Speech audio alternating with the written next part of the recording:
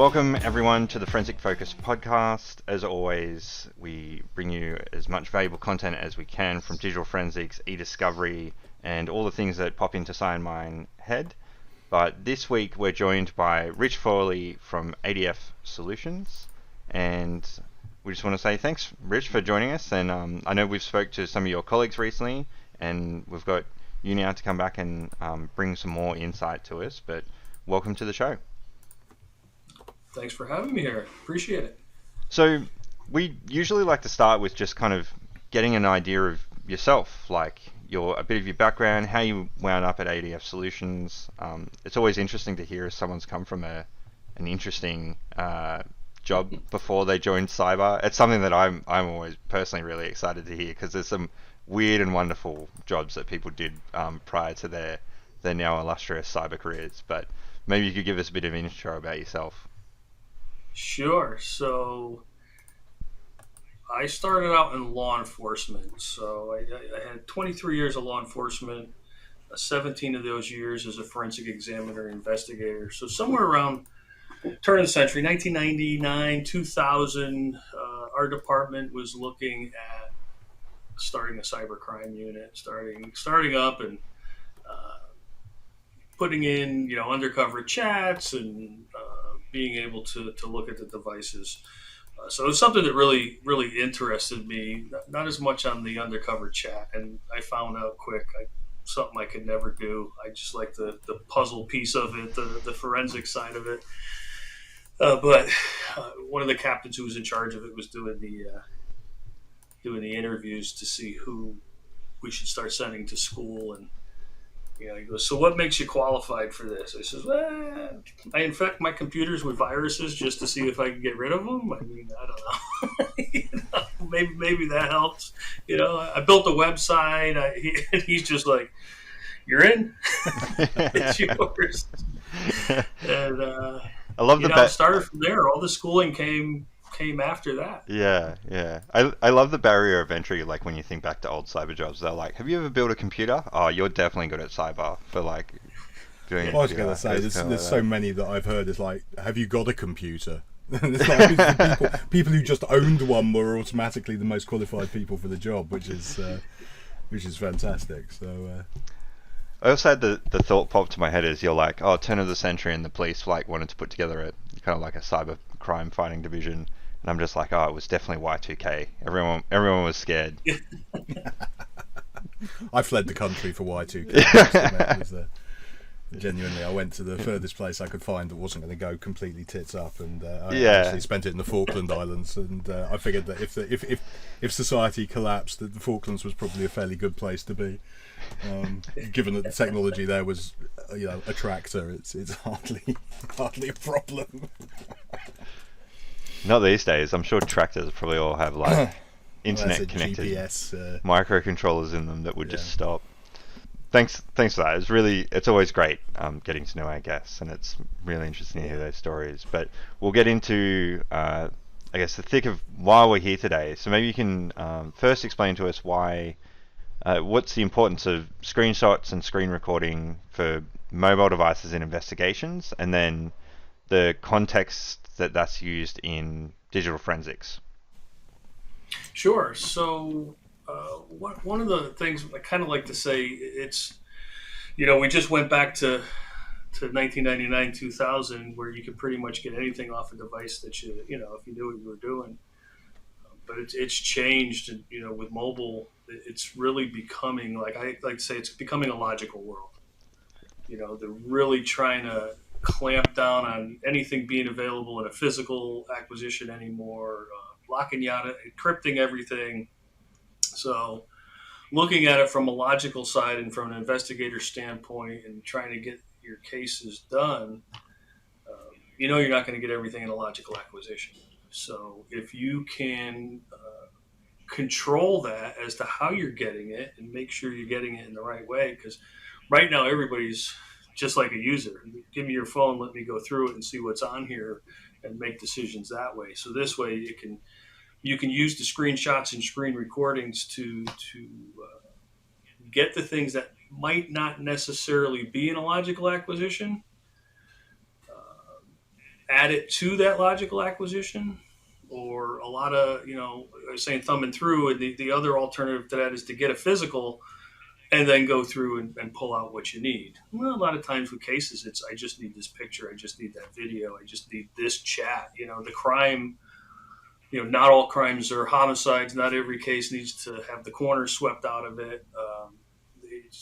Investigators know what they want. Listen, this is a harassment case. I need A, B, and C to put it together. I know my case better than everybody else, so why can't I just go get A, B, and C, right? So yeah. With the screenshots and screen recordings, it really helps, I guess, even the playing field in that kind of concept, right? So even the courts are saying, I don't want a whole physical anymore.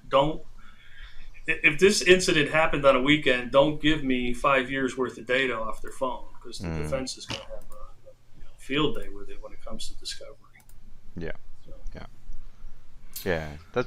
That's interesting, because like when I came through learning about digital forensics, that was always the gold standard, right? Was physical image, have all the data so you can go back to it and that kind of thing.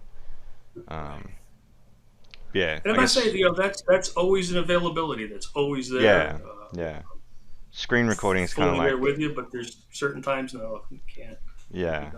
Screen recording is the body cam of the digital world for law enforcement, I guess. So what sort of limitations are we bumping up against with screen recording versus the logical acquisition? Where do we want to draw the line and say, actually, you know what, we're not going to get everything we need here just by looking at the screen and recording that data? Where's that line lie that we need to push the boundaries a bit more? So yeah, there's still, even using screen recording, screenshots, there's certain things you're not going to get. There's certain times you may be letting the other side know that a screen recording or screenshot was taken. Those are few and far between. You may have to fall back on another method. But let's just say Telegram, somebody's undercover officer's doing some Telegram chats, and he can get everything, but there's a secret chat in there. So with Telegram secret chat, there's a little more security to it. As soon as that phone's connected and you mirror it to record it, or you take a screenshot, it automatically advises the other side the screenshot's been taken.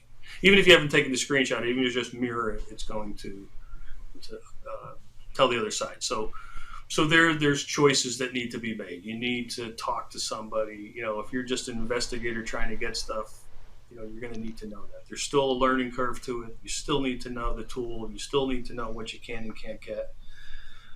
If it's, I always say investigators know their case better than anybody else.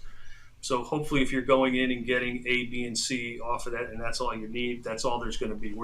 It's a case where we're not worried about what are they hiding, what's been going on, am I sure this is all I need? Are they not telling me the full story? Did they delete 15 things before they gave me the phone, right? So I think an investigator can key in on that information and say, you know what, screenshots aren't right for me right now. I'm going to need to take this back and do a physical. So it's not just an easy, screenshot, screen recording sounds great, just plug it in and get it. But you do have that you need that ability to, still decipher your case. But investigators know what they're doing. They're smart. They know their case better than anybody else. So as long as they know the tool, they're still, if at that time you can say, hey, this was best evidence at the time, we're talking victim witness consent where this may walk away. Sometimes you got to take those chances. Yeah, time is time waits for no man. Time is equal to money. Time is always the critical factor. So yeah, I can imagine that screenshots being an incredibly rapid way of acquiring usable evidence is a good thing. Yeah, I mean, if you're looking at critical incidents, mass casualty incidents, victim witness consents where may walk out the door, physicals and logicals sometimes have to take a back seat there. What are we looking at? What's the end game? Do I need information to put in somebody's hand right now so we can keep going, or are we going to wait another 24 hours to get through some of this stuff? So ADF is I mean, I'm gonna say we spoke with some of your colleagues not long ago. ADF, and I've reviewed your ADF products, and I'm going to sort of sell the thing. But it does that incredibly quickly. Is that something that you've actually focused on as a company to try and improve the ability of intelligence gathering and triage, rather than focusing on the let's crack this phone kind of stuff? Right. Yeah. So little history on ADF. It's been around a long time. 2005, 2006, it was founded, and it started out in image identification for child exploitation cases. So that's where their main focus was. Let's get you those images quick, get you in and out, make your decisions, and from there it built up into a more robust triage tool. With imaging. Somewhere in the early 2010s. Or mid 2010s, there was a user interface change. We went from Linux, like boot disks for computers, we went from Linux to Windows to get into more computers without investigators having to make change. So we were always focused on speed, getting the information you need up front, and staying in that lane, right? And then we added mobile in about 2017, and it's the same thing. It's like, I look at all the tools. Everybody's got a lane. Some of them like to use all the lanes. Some of them stay within their lanes pretty well. But we've never, wandered outside of that. We're here to get you information up front so you can make your decisions and keep going, right? We're not going to sit here and say, okay, you know what? It is important for us to crack phones. It really isn't. We know our lane. We know what people are using us for, and somebody could pay the tens of thousands of dollars more for that, right? Where we come in and say, listen, this is what we're going to do for you. This is where we're at. No smoke and mirrors, and development is really kept with that. When decisions are made on what goes in, what can we get, how can we do it, it's always, can we still do it fast? Can we still make it as easy as possible without, having to exploit the phone, root the phone, jailbreak it, so fast, get to the evidence, let's make decisions, and let's move on. The other tools can still be used. That's our lane. You can do this. You can still do comprehensive scans and spend some time on it, but if you want to take it into something else, you have that ability to do that as well. You can always go back and get a physical or a logical. So, I mean, ADF still does work on PCs and computers, doesn't it? But do you see Correct. yourselves primarily now as handling the mobile space, or is that it just in the interface? It seems to be a bit more to the fore than the computer side of things. Yeah, because I think it's more what people are looking for now. There's more mobile devices on. See, if you walk into a house now, it's probably going to be, at least a 2-to-1 ratio on probably mobile to computer. Everybody, if you walk into a house with 5 people living there that are of age, you're probably going to have at least 5 mobile devices, right? And then, maybe a work computer, school computer, Chromebook, something like that to go along with it. So, I mean, you're looking 5-8 devices sometimes, minimum, when you walk into a place. But yeah, we still give you the ability to do the computers and in one interface. So you can have mobile and computer in one interface and have everything right there in front of you when you're on scene to do the work.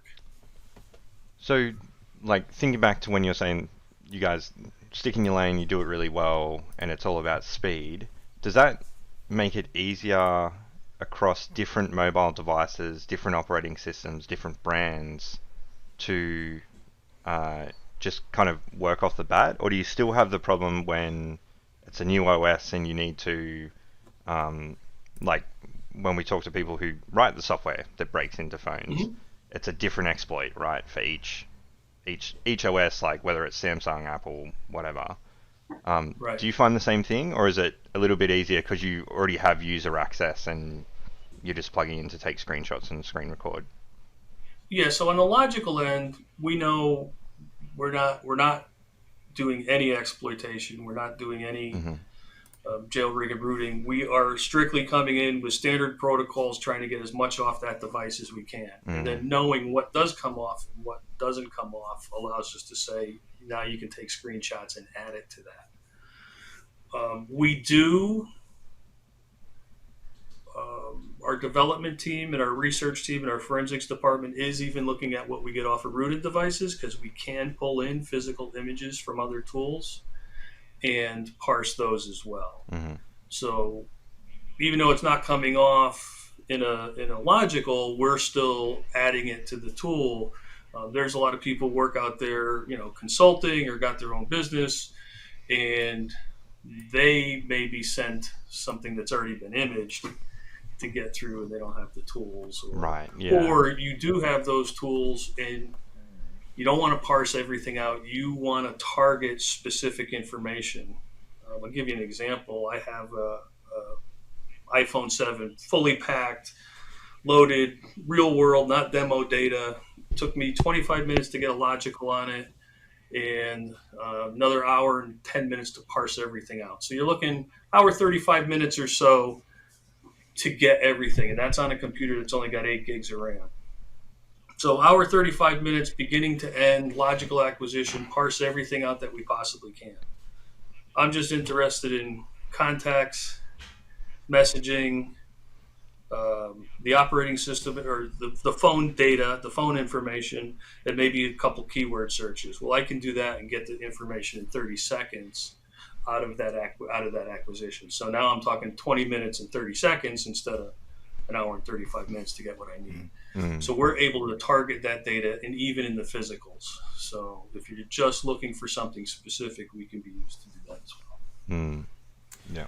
I'm going to say, you said it interestingly that, as a independent consultant, which I am, you get, a ton of data thrown at you. And certainly other manufacturers ship their data with a reading app. Does ADF have one of those as well? We do. We call it the standalone viewer. So if I were to do an acquisition and parse everything out on your device, I could then send that to you. It's the analysis portion of our tool with everything that's been grabbed, and you can go through, sort, filter, tag, comment, fully functional analysis portion of the tool, and you don't need a license for it. So, excellent. And you can even report from that as well. You can make your own report based on what was given to you. That's really fully featured. That's cool. I must admit, some of the other ones I've struggled a little bit to get them to do anything other than tell me what somebody else has already found. So it's not always as useful as they think it might be. Yeah, and this one it gives you everything. So you can give it. I could pick out a couple things and say, here's what I found. Now it's yours as an investigator, or here's everything. It's your case. You know better than I do, so you go through it and find it. A couple, collaborate or just hand it off. It used to be, go out on scene and grab this for me and come back, right? So how many times is the examiner sitting in your office a day do you get, hey, I need this, hey, I need that? And, the case you're sitting and looking at is, now you're walking away from it and coming back. Yeah. So we also give you the ability to, hey, you can collect this. You can do it. We'll give you a little training. You can go out and grab this. So as long as, like I said, as long as everybody knows what the case is and what you're looking at, it's a lot easier to distribute the work now than it used to be. Somebody gave me a good analogy once, and try and change it up a little bit. But, for bigger departments, you have, like you said, the highly paid, highly trained forensic examiner.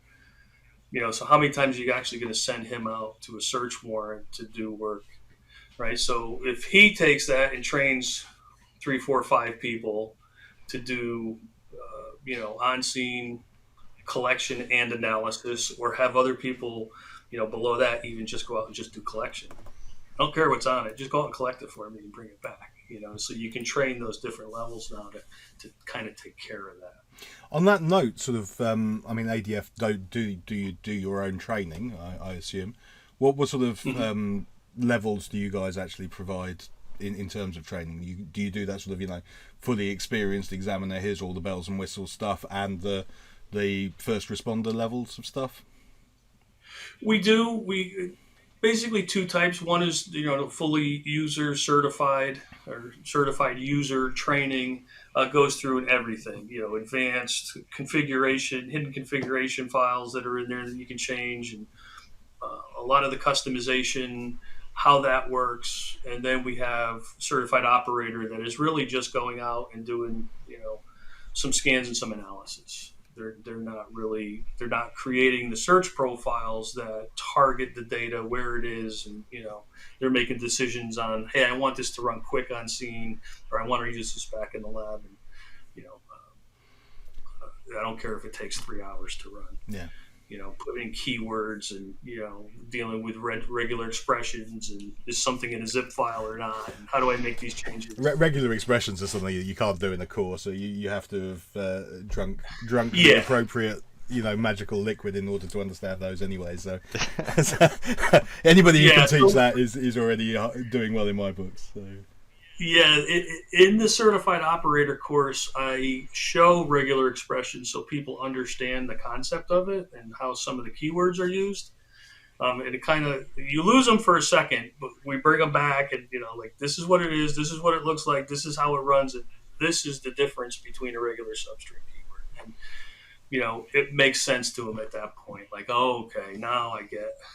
At least they understand the concept when they see certain, why does that look like that? How is that getting me a credit card number? I don't. Yeah. It's just cyber magic is what regex is, and every time you have to relearn it. It's the right incantation. I saw you drinking out of this big water thing. I mean, that would have to be coffee if you're trying to write a regular expression. Yeah, definitely. And then I wouldn't be able to sleep for 3 days. Talking about the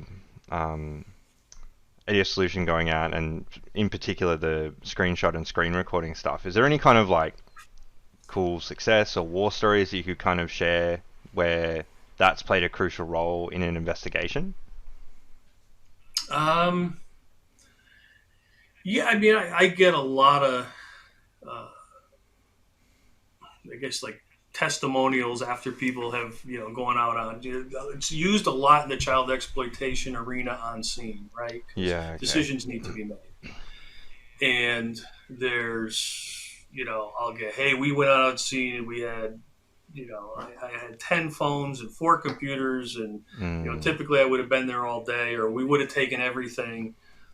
We were able to spend a couple hours on scene and leave half of it behind and only take back what we needed, and walk out with the person in handcuffs. And also these task forces will go in, we had one up in Boston that plays towards our computer side, the collection keys. So they were going into a business and they had to make decisions. There were 75 computers in this business, and they were like, what do we got to go in and determine if it's up, are we going to collect RAM and do a triage and see if we're going to take it? If it's off, we're going to boot to it maybe and see, or we're just going to image. And they made their decision, and took care of everything in one day instead of that. But yeah, screenshots are the one I hear all the time, is victim witness consent situations where it's like, listen, I had somebody in here, the incident happened yesterday, only that, it's like an 8-hour span of something happening, and they didn't want to give me their phone. They, hey, give us the phone. We're going to go in the back and make an image of it. We'll bring it right back to you, sign this consent form. Nope. You're not going to do it. And that's an easy concept to, anytime I talk or train and I'm there live, I'm saying, all right, who's, let me have your phone so I can plug it in and show you a demo of how our tool works, And the only person who ever volunteers is the person who's working on work phone. But you kind of put them into that, okay, that's where that person's mind's at. So and instead of getting it to walk away, they can say, all right, sit here right in front of me. You can see the screen. We're going to hook up the phone. I'll even, if you're that reluctant, I'm going to let you show me what we're looking for on the phone. And then we'll record it, or we'll image it, or take a screenshot of it. So at that point, they're like, all right, I can do that. And they sit there, they see their phone on the screen and say, okay, that's what we're going to take. You mind if I take the screenshot? Yeah. okay, here's your Kick chat or here's your Telegram chat. It's up on the screen. It's like 6, 7, 8 pages, 10 pages. It's the whole chat. I'm going to scroll through and grab this whole entire chat. Is that okay? That's fine. And you scroll it and you show them what you grabbed. So people are getting a lot more, of that reluctance, because once that door closes, you're never going to see that again. They're going to go call somebody. They're going to talk to somebody. They're going to say, don't ever give them your phone. Yeah. Because it sounds to me there's two things at play here for people. One, I think, is that it's giving them more control, or perceived control, I guess, if anything, that they get to see what's happening, that it's just a screenshot. But I guess it's also technology that people are probably very familiar with, because like phone mirroring onto TVs and everything else is like, most people would have experienced that, or Chromecast or whatever. Like, people understand that technology, whereas Android Auto is the other common one. Yeah, Android Auto. Whereas, like, if you're like, oh, I'm going to take an image, like, people are just like, I have no idea what that means. Like, are you going to, like, break into my phone, steal all my bank account details? Like, whereas, like, if you're like, oh, we're just going to screen mirror and take some screenshots, people are like, oh, okay, cool. Like, you're not going to take my bank account details. Yeah. And while they're there, it's just working with them. They feel more at ease. Hey, listen, I need to tell a story here. Do you mind if we, go from point A to point B so somebody understands that? Listen, I'm just going to go into your settings and get your phone information. So when this does go to court, I have this information to say that this was the phone and the account that ties back to our subpoenas. Or, all right, let's go into the chat. Let me get the person's profile. Let me get your information here to show this information. It's a good way you can follow up when you're getting this information too. You can get somebody's user information for subpoenas or search warrants, and have it right then and there. Mm-hmm. Because sometimes when you leave a scene, it's like, hey, let's go start getting rid of these other accounts or locking them out. Yeah. So you can do preservation orders that day on certain things that you find as well. Mm-hmm. Yeah.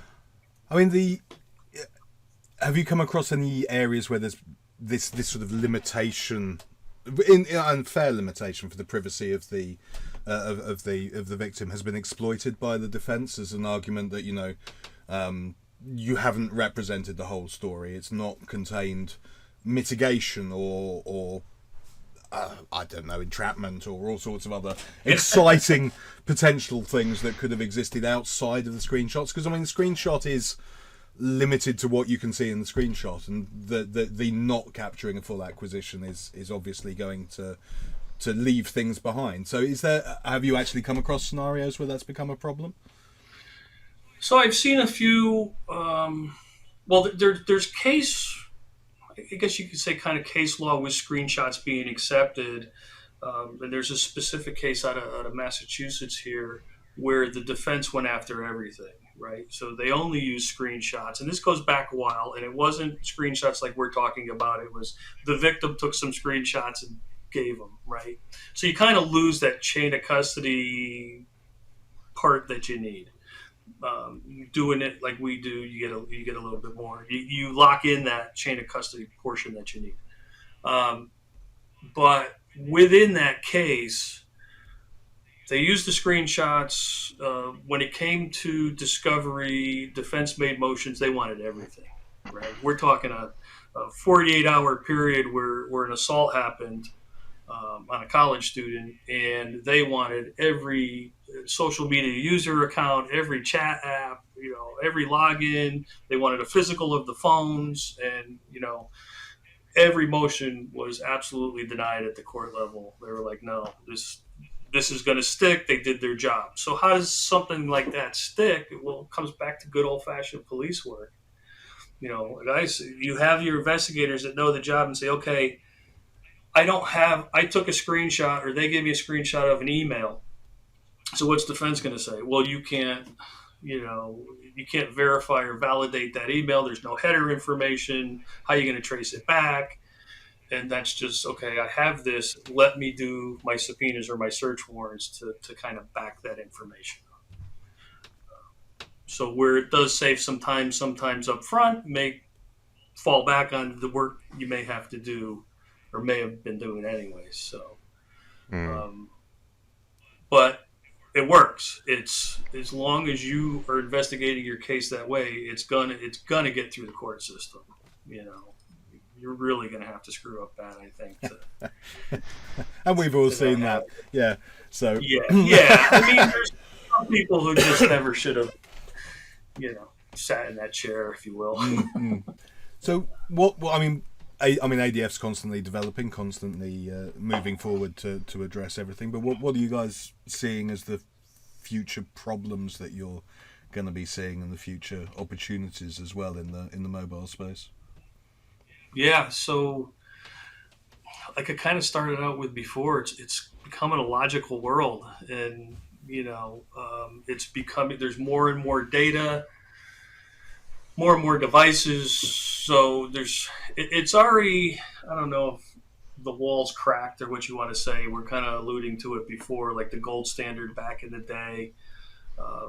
Some of that's still being taught, but it doesn't fit with, my gosh, I'm bringing 1,000 devices into this room every day, because I'm working at the border, I'm working at an airport, or I'm working, somewhere where there's a lot of devices. It just, you can't keep up, with that. So I think with the developers of these devices trying to lock everybody out with privacy and the amount of devices, it's staying in our lane and looking at it as a logical world and trying to get you the information fast and let you make your decisions so people aren't sitting that should be put away, right? Where cases aren't sitting that should be handled. I know I've been talking a lot from the law enforcement side, but it is also a corporate tool.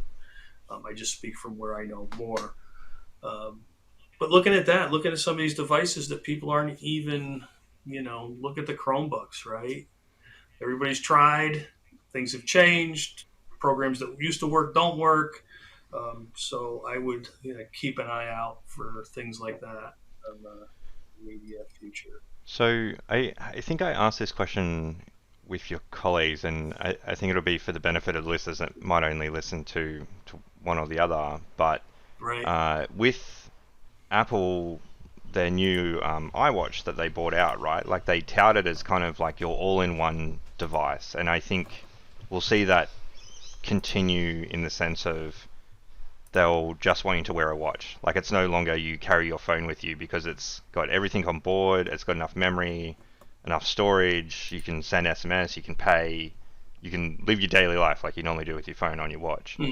Is that something you see ADF Solutions eventually getting into, because obviously right now it's quite niche in who would use the watch that way, but I think as technology goes, things like that, and then like I'm guessing like smart glasses seem to have come back a little bit, even though they still look ridiculous. But I guess worryingly, talking about smart glasses, I'm not sure whether they have onboard storage, but the Meta Ray-Bans can record, which could be a huge thing for I guess CSAM cases, right?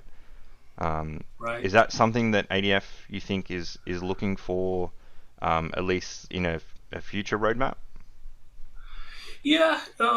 With wearables or the watches, the glasses. Right now, we kind of look at it as, is that the way it's going, as you're mentioning, or is it now it's being shared? So a lot of the data you may be able to get down to the device level or the phone level.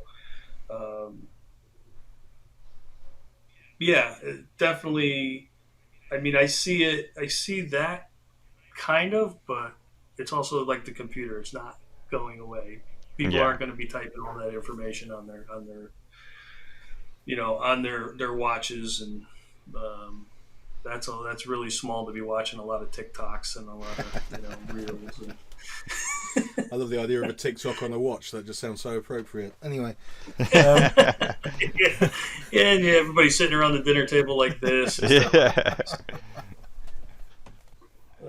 I definitely. We're always looking towards what it's going to be, where it's going, and I think grabbing onto that, it's going to become a logical world, and even smaller devices. We're always going to look at, can we get it without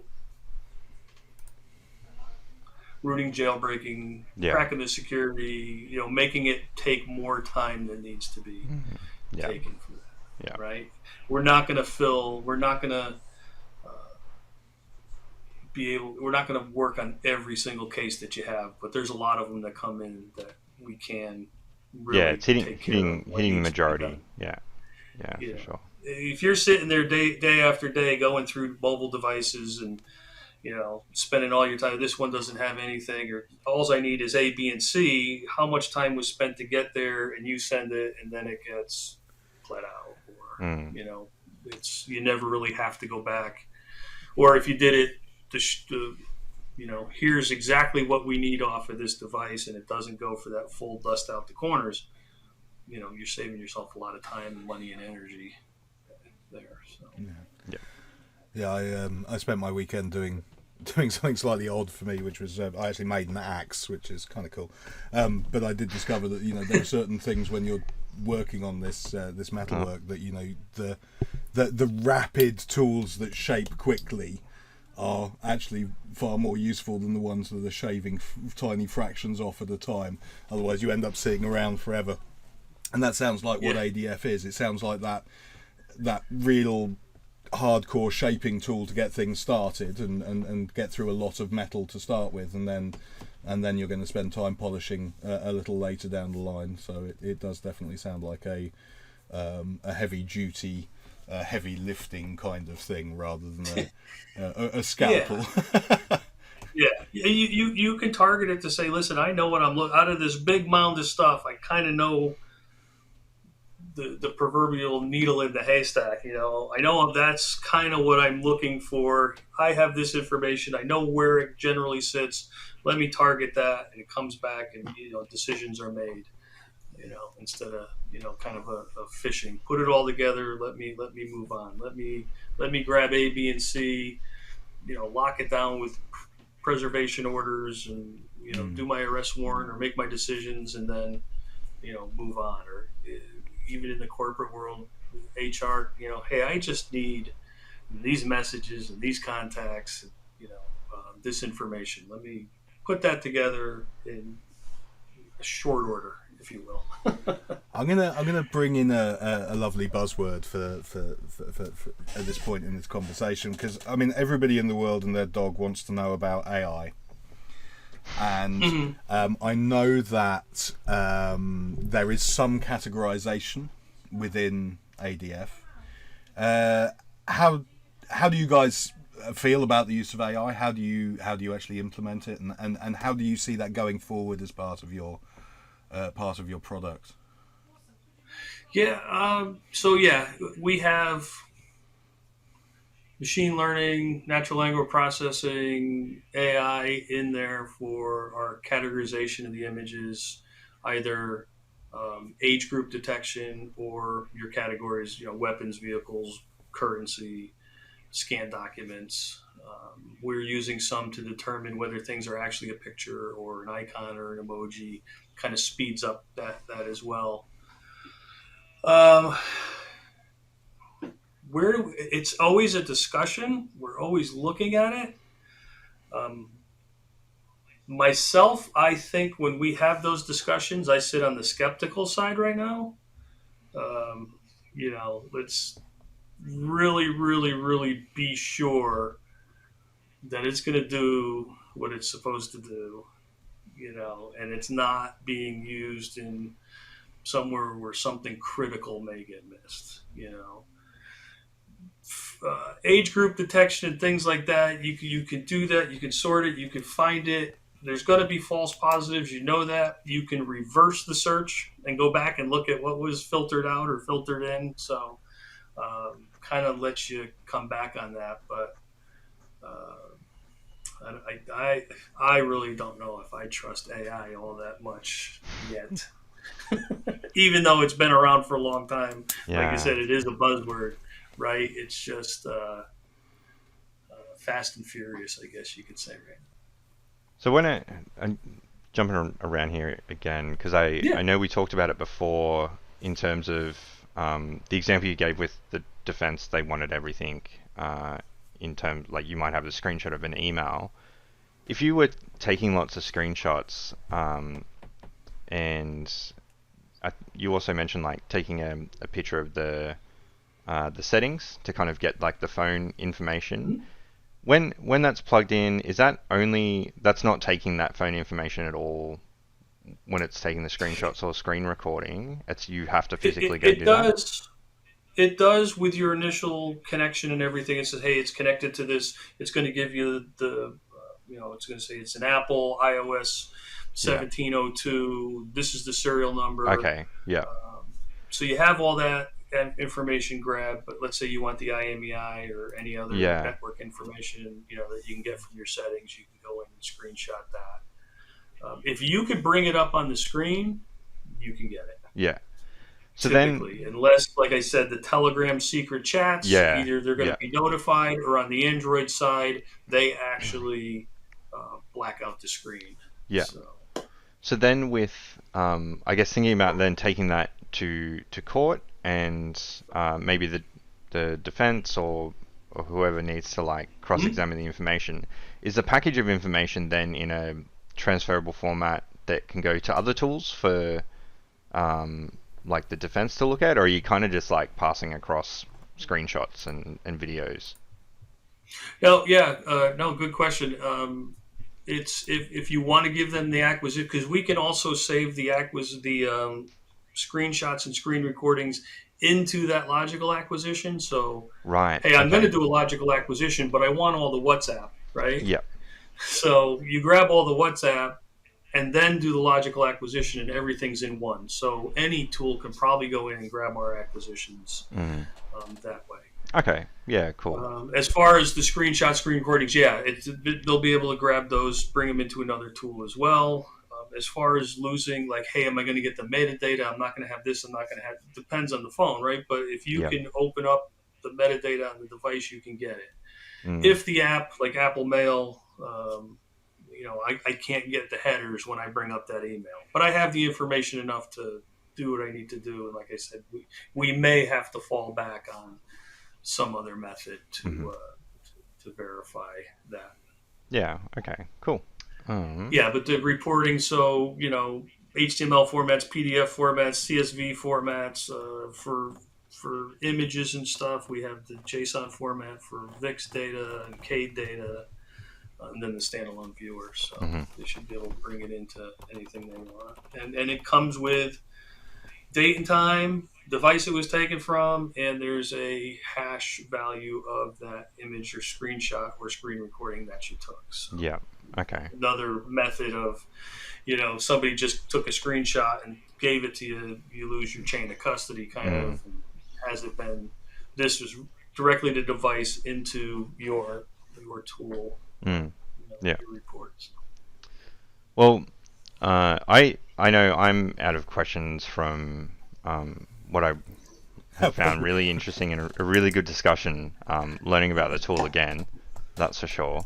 Sai, do you have anything else you want to ask, or we can Rich, if you've got anything else that you think that we've kind of missed, or you really want to like tell the listeners about in terms of the tool, is there anything you guys have?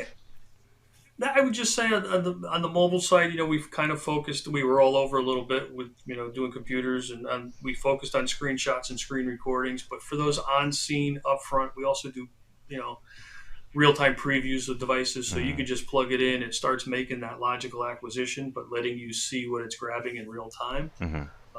So in investigations that involve multimedia, you're going to know within seconds nearly how many images or videos are on there, and start getting all the properties, the metadata, everything you need. So if there's something recent on that phone, you can actually preview it. Once you see it and it's in there, you can stop and it's been collected for you. So another simple way to get information off a device without having that. So that's a logical acquisition being done, feeding straight into the parsing engine. Is the screen live at that point in time? Is that happening in the background, or is that so you can carry on scrolling and doing something else, or is it? Correct. Okay. So that's recording the screen and doing something else at the same time. Oh, no, I'm sorry. On the preview, you get to see exactly in real time what's being parsed out. Yeah. So it'll say hey, there's 3,000 images on here, and start making the thumbnails and the properties, collecting the metadata and collecting the photo as well. So you'll be able to see all that. You'll be able to see videos. We pull off 50 frames of it. So you can go through and see that first before playing it. Yeah, not interested. Oh, this may have something in it, and then play that video. Some artifacts, Android comes up a little easier or a little faster. iOS is a little later in the process, but yeah. So the screenshots and screen recordings, if you see something on there during that preview, you can say, okay, that's my next step. Stop it.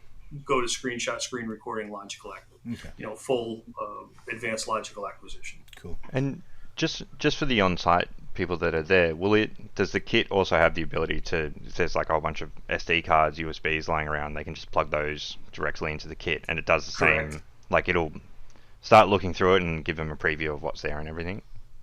Mm-hmm. Yeah. If the phone has the SD or micro SD card in it, we're going to get that information. Yeah, anyway, yeah. While it's there. But if they have them laying around, absolutely, yeah. Yeah, cool. As long as you've got a adapter or reader there on your tablet or your laptop, you'll be able to. Yeah, make sure you bring your adapters for all the different types of devices you can use. Well, I have to say, and again, I was lucky enough to be shipped a Peli case of ADF field kit with a waterproof tablet in it, so I could use it in the shower, which is a frequent thing I do now.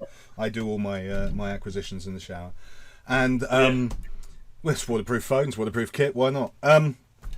But it did come. It shipped with an SD card or a card reader of assorted flavors, and multiple cables, and it was a very neat little package. And I do love Peli cases. They're absolutely fantastic. I need to get more. I can't justify the cost, but I need to get more. So expensive. I know.